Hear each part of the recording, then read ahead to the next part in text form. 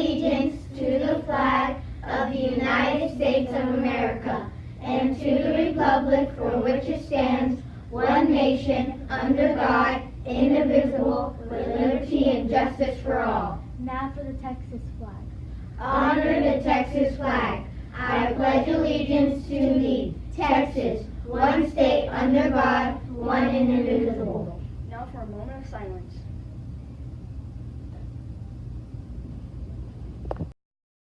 I'm a very special person, living in a very special time. My teacher sees me as an interested, hardworking, positive student. I take pride in what I do, so I will do my best and never give up. I know right from wrong and I choose right.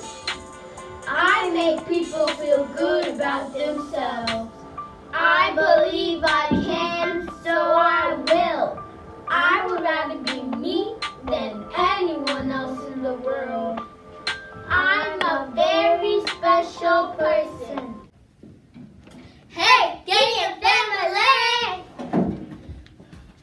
What's going on, everybody? This is your Gator basketball schedule. The game will be held at James Cole Middle School on Monday at 6:10 versus Davis on court 2.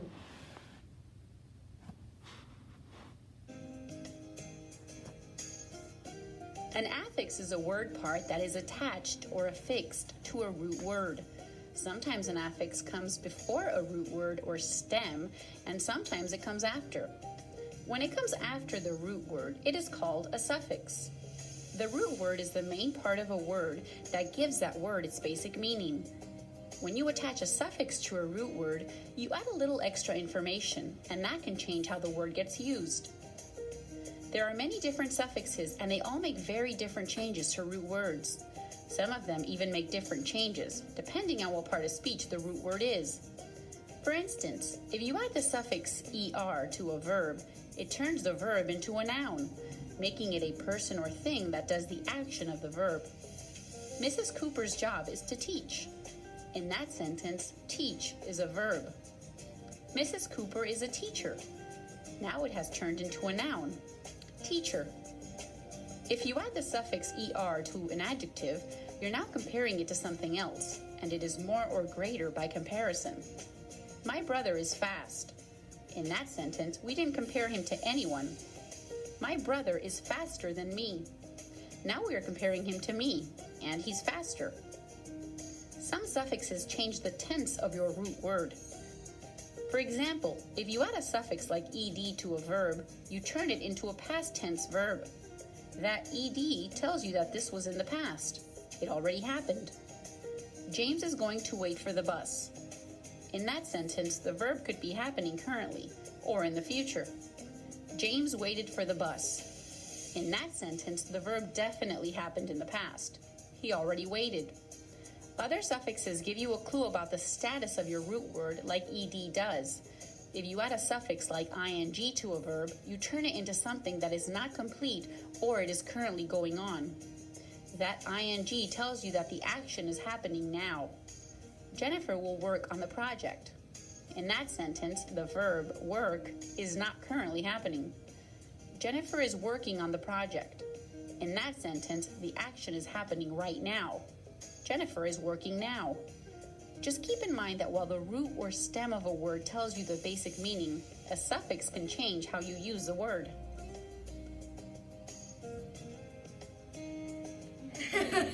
You remember her? Hey guys, what are you doing? Oh, we're just looking at yearbook pictures. Cool, can I see one? Guys, we have to order ours today. This is our last chance. But everyone in the whole school can order one. Get your order forms from your teacher. They're only $20, guys. I'm gonna get one today. Here's our Black History moment. Everybody wants to come in on top. That's whether it's the Super Bowl, whether it's the World Series, the NBA Finals, or being the heavyweight champion. There's nothing like being the greatest ever. So right now, I want to talk to you about someone who is considered one of the greatest of all time, and that person's name is Muhammad Ali. Muhammad Ali was a legendary boxer known for floating like a butterfly and stinging like a bee. So right now, let's have a little fun talking about Muhammad Ali. For example, with Muhammad, he was born on January 17th, 1942 in Louisville, Kentucky.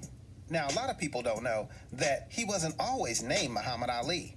That's right, when he was born, his real name was Cassius Marcellus Clay Jr. His dad, Cassius Sr., was a sign painter, and his mom, Odessa, worked as a maid, and they all lived there in Louisville. Now, growing up there in Louisville, Kentucky, young Cassius had to deal with what was called segregation. With segregation, basically, African Americans couldn't go to places like schools or restaurants or any kind of public place where white people were, so they had to go to their own separate place for things like that. And that's how Cassius lived there because, once again, Louisville was segregated. Another neat story about Muhammad Ali was when he was a kid, someone had stole his bike. So when he went looking for it, he told a policeman that someone had stole his bike, and he said whoever stole his bike, he was going to beat them up. Well, that police officer's name was Joe, and Joe was a boxing coach. So he told Muhammad, before you try to beat somebody up, why don't you come down to the gym with me and I'll teach you how to box. Well, then young Cassius decided, I'll take you up on that offer, Joe, and he went down and learned how to box.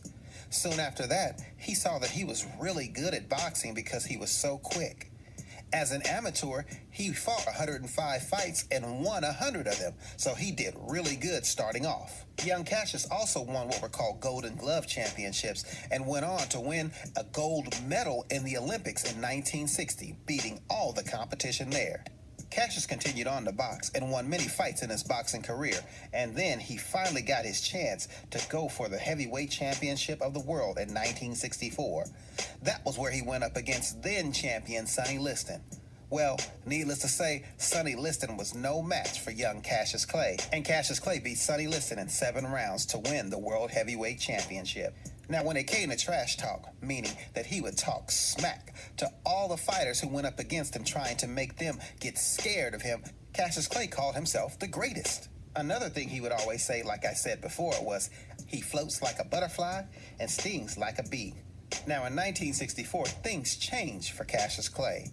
That's because he joined the religion of Islam.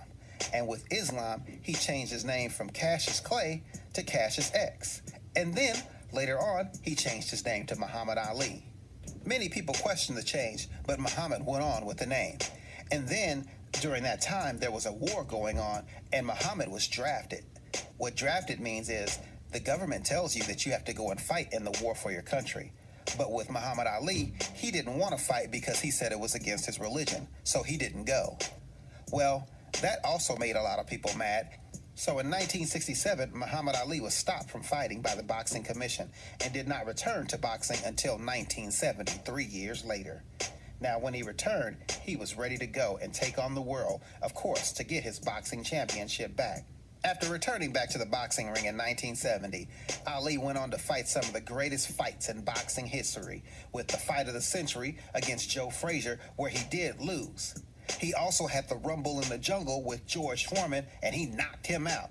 And then he had the Thriller in Manila, where Muhammad Ali finally came back and beat Joe Frazier. So to say the least, Muhammad Ali had some of the greatest fights of all time and retired in 1981 from boxing.